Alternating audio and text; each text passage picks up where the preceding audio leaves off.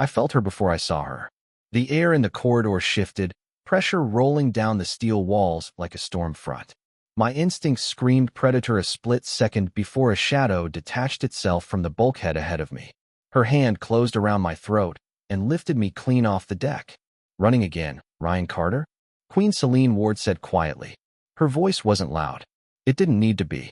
Every syllable carried weight, the kind that crushed planets into obedience. My boots scraped uselessly against the metal floor as she pinned me to the wall, claws resting just beneath my jaw, close enough that I could feel the heat of her skin, sharp enough that one twitch would end me. "I'm not running," I managed.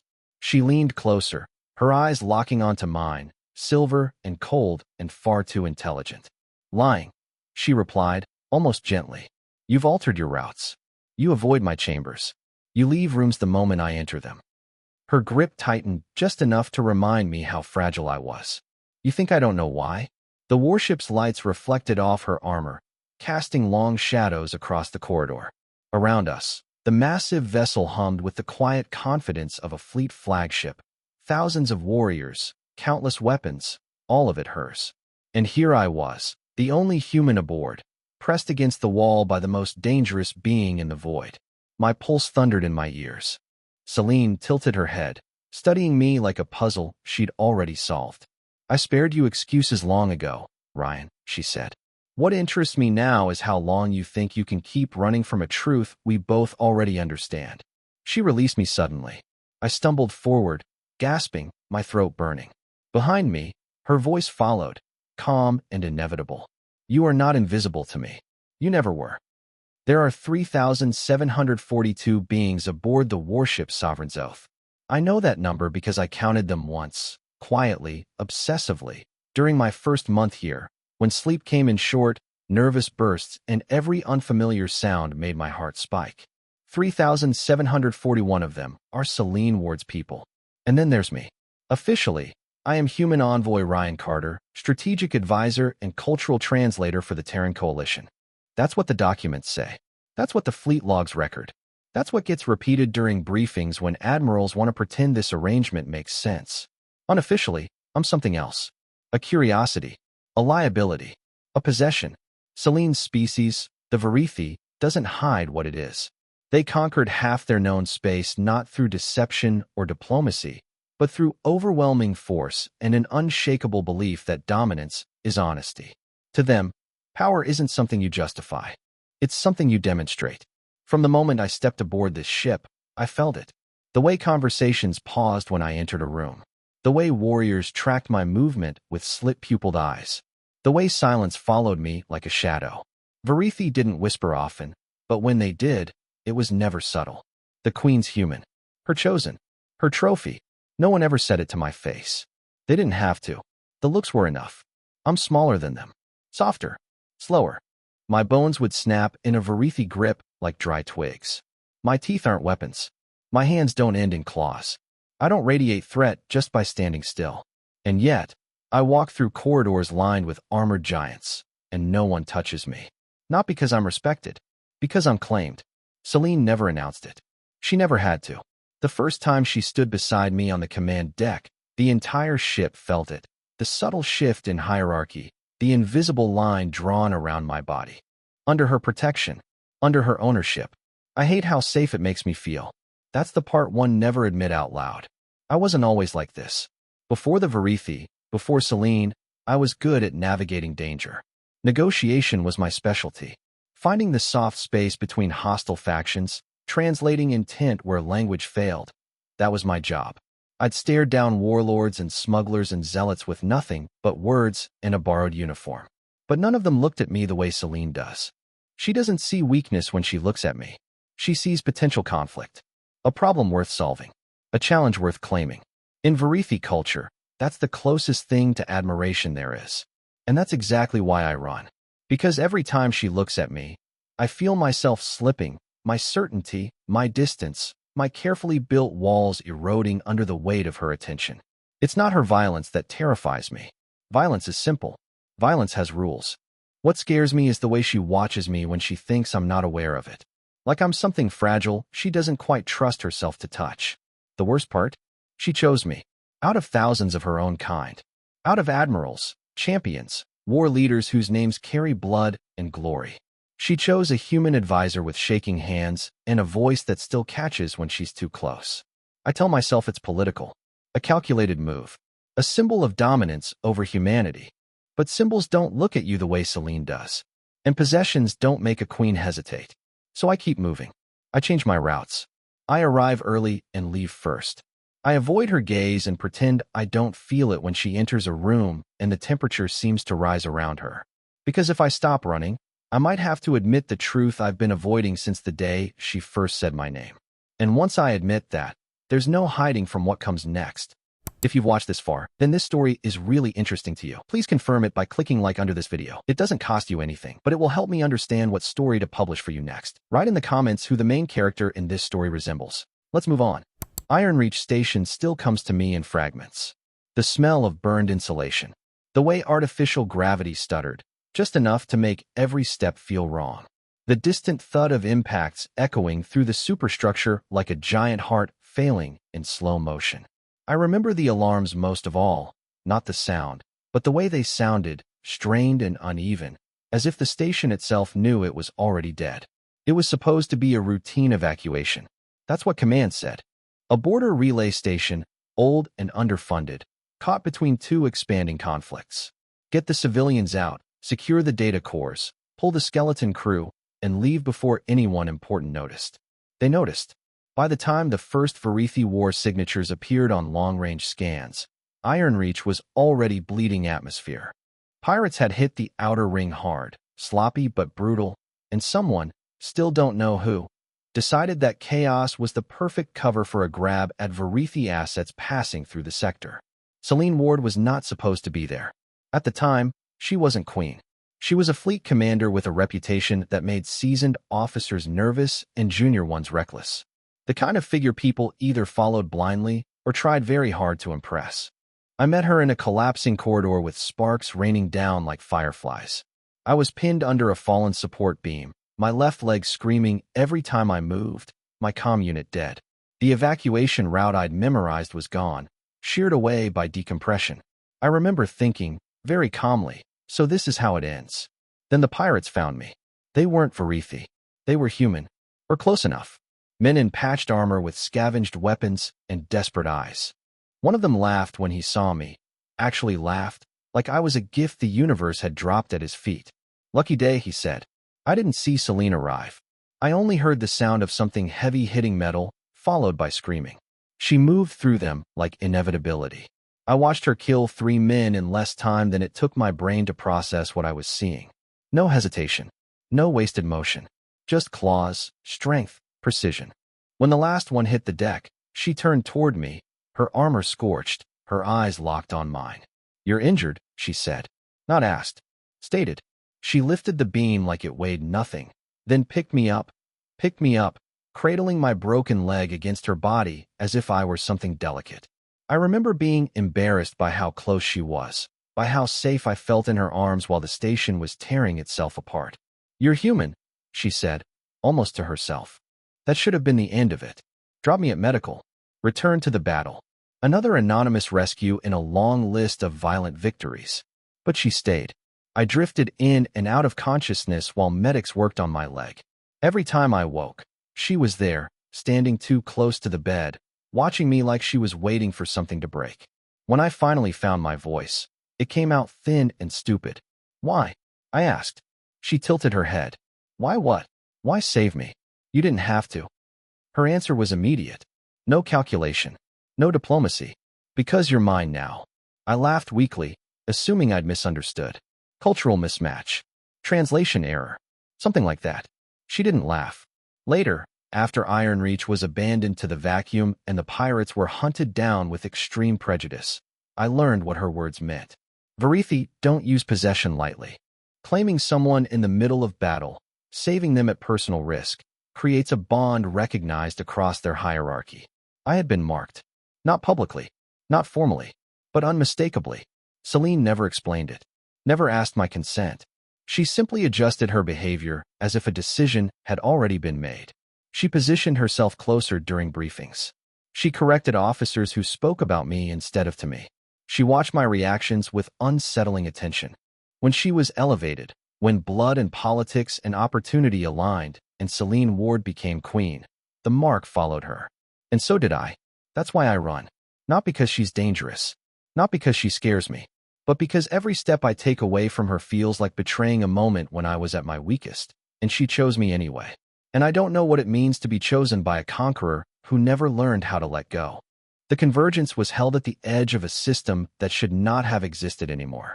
The star at its center had entered the final stages of collapse, bloated, unstable, bleeding radiation and violent pulses that turned space around it into a canvas of reds and bruised purples. Varithi astronomers called it a witness star, a place where endings were observed, not mourned, where power gathered to remind itself that even suns could die. It felt like a threat.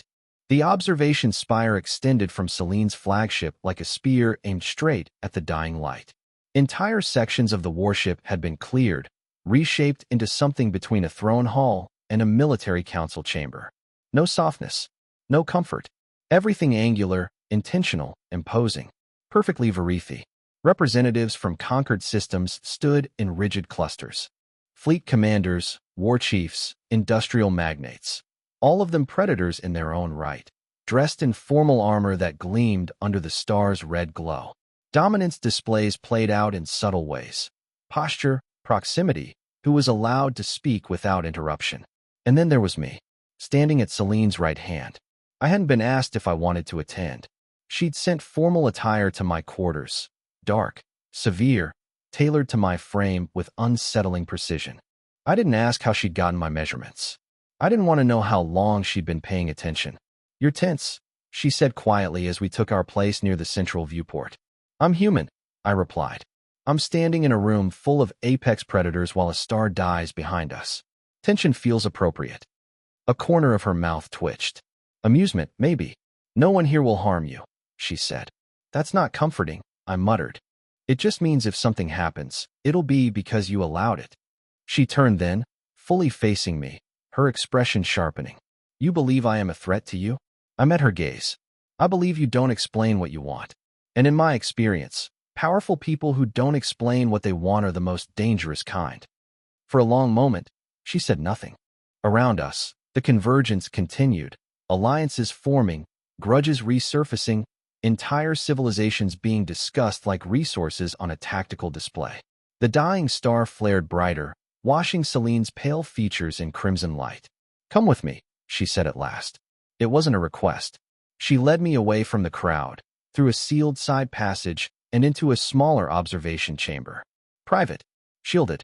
The star loomed closer here, massive and furious, its light flickering across the glass like a living thing. Celine stood with her back to the viewport for a moment, arms crossed, posture rigid. When she spoke, her voice was different. Lower. Stripped of ceremony. "I am not skilled at this," she said. I frowned. "At threatening people?" Her head turned slightly. "At this." She faced me again, and for the first time since I'd known her, I saw uncertainty in her eyes. "My people do not court," she continued. "We claim. We take. We dominate until resistance ends." I swallowed. "That's reassuring." She ignored the sarcasm. "You survived Ironreach when you should not have. You challenge me without lowering your gaze. You speak truth even when fear should silence you." She stepped closer. Heat radiated from her body, an instinctive warning I felt in my bones. "You fascinate me," she said. "And fascination is dangerous." My back brushed the viewport. Cold glass against my spine. The dying star pulsed behind her like a heartbeat. "So," I said carefully, "what does that make this?" Her jaw tightened. "An attempt." I stared at her. "An attempt at what?" She hesitated. The silence stretched, heavy and unfamiliar. Finally, she said the word like it cost her something. "Courtship." The galaxy seemed to tilt. "You're joking," I said weakly. "I do not joke," she replied. "By our standards, I have been patient. I have not taken you. I have not forced submission. I have allowed you to run." "That's your idea of patience?" "Yes." She lifted a hand, claws fully retracted, and touched my jaw with deliberate care. The gesture was almost reverent, and far more terrifying than violence. "You are not prey," she said. You are not a pet. You are a challenge. And when the challenge ends? I asked. What happens when you catch me? For a heartbeat, her composure cracked. Just enough for me to see something raw beneath the queen and the conqueror. I do not know, she admitted. Then she kissed me. There was no gentleness in it. No hesitation. It was heat and possession and teeth against my lower lip. Not breaking skin, but reminding me they could. Her body pressed against mine. All controlled power and barely restrained instinct, and I felt myself drowning in it. When she pulled back, I was gasping. Run again, she said softly, and see what happens. Then she turned and left me there, alone with a dying star and the certainty that nothing about this was survivable, and I wasn't sure I wanted it to be. The warship stopped feeling like a fortress after that. Corridors that had once hummed with disciplined efficiency now echoed with urgency. Boots striking metal, orders snapping through comms, bulkheads sealing and unsealing as strike teams hunted down the last traces of the incursion. The Sovereign's oath wasn't dying, but it was wounded, and wounded predators are the most dangerous creatures in the galaxy. Celine did not leave my side. She half-guided, half-dragged me through the ship as if I weighed nothing, her attention split between me and the tactical feeds scrolling across her retinal display. Anyone who crossed our path stepped aside instantly. No one questioned it. No one slowed her. We reached a secure command nexus deep within the inner hull, a chamber designed to withstand planetary bombardment. The doors sealed behind us with a final, thunderous clang. Only then did Celine stop. She turned on me so fast I almost collided with her chest. Her eyes burned, pupils narrowed to predatory slits, her breathing just a fraction too fast to be controlled. They knew, she said. I swallowed. Knew what? That you matter. The word landed like a blow. She paced once, twice, claws flexing at her sides. This attack required inside access. Codes, patrol routes, timetables, someone close, someone trusted. My mouth felt dry. You think this was planned for today? Yes. She stopped pacing and looked at me again. For you. Before I could respond, the door slid open. A Varithi officer was shoved inside by two guards, his hands bound, his once pristine armor scorched and cracked. I recognized him immediately. High strategist Kale Doran, one of Celine's most senior advisors. A fixture at her right hand during councils. A voice that carried weight. He didn't look afraid. He looked defiant. My queen, he said, inclining his head just enough to be technically respectful. This is unnecessary. Celine's gaze hardened into something lethal. You leaked our convergence coordinates. I corrected an imbalance, Doran replied calmly. You have become compromised. The word echoed in the chamber. I felt Celine's attention flick toward me for the briefest instant, then snap back to him. Explain, she said. You stand before the galaxy as an icon of absolute dominance. Doran continued. And yet you allow a human to stand beside you. You shield him. You alter strategy for him. You hesitate. I hesitate for nothing, Celine said. You hesitate for him. Doran's eyes finally shifted to me, cold and appraising. A weakness the enemy was always going to exploit. I simply ensured it happened on our terms. My stomach turned. On your terms? The mercenaries were instructed to take you alive, he said. The queen would have been forced to choose between her image and her attachment. Either outcome would have restored balance. Celine didn't shout. She didn't roar. She went very still. And if he had died, she asked softly. Doran shrugged. Then the problem would have solved itself. The air changed. I'd seen Celine angry before. I'd seen her violent. What radiated from her now was something colder, heavier, a pressure that made it difficult to breathe. You presume to decide what balance is, she said. I presume to protect the throne. Celine stepped forward. The guards released him instantly and retreated without being told. They knew better. You forget, Celine said, voice almost conversational, that the throne is mine. Doran opened his mouth. She never gave him the chance to finish. She moved faster than my eyes could track, one precise motion, claws extending and retracting in the same heartbeat. Doran's body hit the floor in two pieces. The silence afterward was absolute. I stared at what was left of him, my pulse roaring in my ears. I should have been horrified. I should have been terrified. Instead, I felt something twist painfully in my chest. Celine stood over the body for a moment, shoulders rigid. Then her claws retracted, and she turned away as if the execution had cost her nothing. But when she looked back at me, I saw it. Her hands were shaking. "They will call this justified," she said. "Self-defense. Preservation of the crown. They will accept it." She took a step toward me, then stopped, as if unsure whether she was allowed to close the distance. "And yet," she continued, her voice lower now, stripped of command, "they were right about one thing." I met her gaze. "What's that?" "You are a vulnerability." The word didn't sting the way I expected. "Someone tried to kill me," I said. "That doesn't make me your weakness. It makes me your target." Her jaw tightened. "They will try again." "I know." She hesitated, then said quietly, "I would burn systems to keep you safe." The admission hung between us, heavy and undeniable. "That's the problem," I said softly. Her eyes widened a fraction. "You fear that?" "I fear what it makes me," I replied. "And what it makes you." For a long moment, neither of us moved. Around us, the warship continued its grim work. Repair crews mobilizing, casualty reports compiling, vengeance being planned. Celine straightened at last, drawing her authority back around herself like armor. "Come," she said. "This is not over." As she turned toward the door, I realized something that made my blood run cold. The galaxy now knew the truth. Not that Celine Ward was dangerous, but that she cared. And people would die trying to use that against her, unless I stopped running long enough to decide what I was willing to be. She summoned me 2 days later. Not with guards. Not with an order transmitted through half a dozen intermediaries. Just a single message routed directly to my console, marked with her personal seal. "Come." Her private quarters were sparse by any human standard, functional to the point of severity. A bed, a desk, weapons mounted with ceremonial precision along the walls. But there were other things too. Data slates filled with star charts annotated in her hand. Physical books, worn at the edges, stacked where a softer species might have placed decorations. And on the desk, a holoframe. Me, laughing, caught mid-gesture in the mess hall weeks ago. I didn't remember seeing her there. She stood near the viewport, arms crossed, staring out at the stars as if daring them to challenge her. When the door sealed behind me, she didn't turn. "Why do you keep running from me?" Celine asked. There it was. Not the demand everyone else heard. Not dominance. Not accusation. The question beneath the question. I stepped closer, slow enough that she could stop me if she wanted to. She didn't. "I was scared," I said. She scoffed softly. "Of me?" "No," I replied. "Of myself." That made her turn. I met her eyes and didn't look away. "Of what it means to matter to someone like you. Of how easily I could disappear into your shadow. Of how much power you'd give me without asking, and how much it would cost you." She said nothing.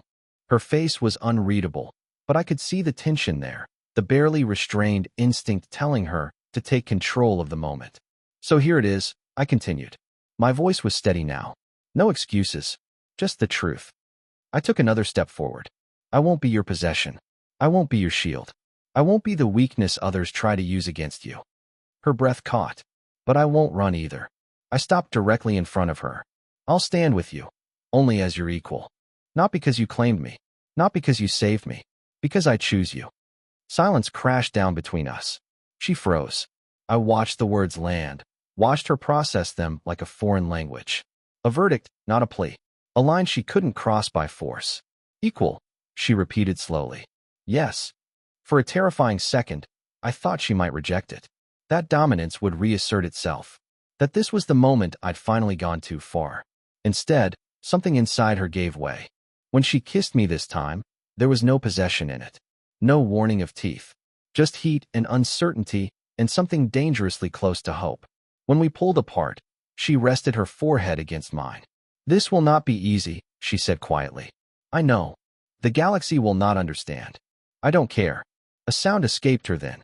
Half laugh, half breath she'd been holding for far too long. "Then stop running," she murmured. I smiled just a little. "I already have." And for the first time since Ironreach Station burned, since I learned what it meant to be chosen by a conqueror, I knew with absolute certainty. I was exactly where I wanted to be. She summoned me 2 days later. Not with guards. Not with an order transmitted through half a dozen intermediaries. Just a single message routed directly to my console, marked with her personal seal. "Come." Her private quarters were sparse by any human standard, functional to the point of severity. A bed, A desk, weapons mounted with ceremonial precision along the walls. But there were other things too. Data slates filled with star charts annotated in her hand. Physical books, worn at the edges, stacked where a softer species might have placed decorations. And on the desk, a holoframe. Me, laughing, caught mid-gesture in the mess hall weeks ago. I didn't remember seeing her there. She stood near the viewport, arms crossed, staring out at the stars as if daring them to challenge her. When the doors sealed behind me, she didn't turn.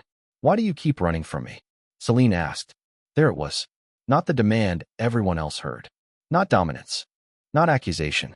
The question beneath the question. I stepped closer, slow enough that she could stop me if she wanted to.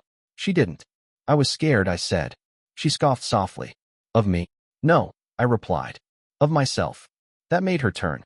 I met her eyes and didn't look away. Of what it means to matter to someone like you. Of how easily I could disappear into your shadow. Of how much power you'd give me without asking, and how much it would cost you. She said nothing. Her face was unreadable, but I could see the tension there, the barely restrained instinct telling her to take control of the moment. So here it is, I continued. My voice was steady now. No excuses, just the truth. I took another step forward. I won't be your possession. I won't be your shield. I won't be the weakness others try to use against you. Her breath caught. But I won't run either. I stopped directly in front of her. I'll stand with you, only as your equal. Not because you claimed me, not because you saved me, because I choose you. Silence crashed down between us. She froze. I watched the words land, watched her process them like a foreign language. A verdict, not a plea. A line she couldn't cross by force. Equal, she repeated slowly. Yes. For a terrifying second, I thought she might reject it. That dominance would reassert itself. That this was the moment I'd finally gone too far. Instead, something inside her gave way. When she kissed me this time, there was no possession in it. No warning of teeth. Just heat and uncertainty and something dangerously close to hope. When we pulled apart, she rested her forehead against mine. This will not be easy, she said quietly. I know. The galaxy will not understand. I don't care. A sound escaped her then. Half laugh, half breath she'd been holding for far too long. Then stop running, she murmured. I smiled just a little. I already have. And for the first time since Iron Reach Station burned, since I learned what it meant to be chosen by a conqueror, I knew with absolute certainty. I was exactly where I wanted to be. Write in the comments whether this story impressed you. If so, write at what point. Thank you for listening to this story to the end. If you want to listen to more such stories, be sure to subscribe to the channel and like this video. You have nothing to lose, and you can change it at any time. Good luck. See you in the next video.